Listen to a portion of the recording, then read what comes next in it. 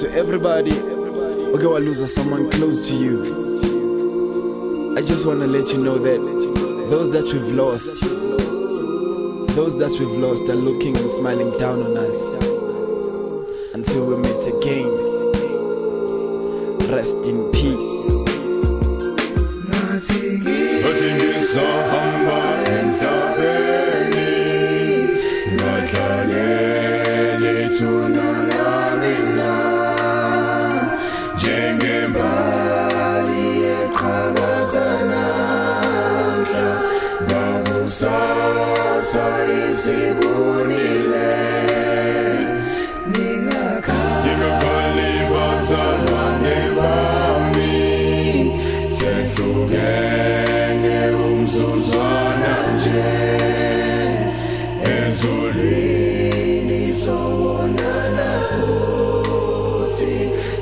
Sonke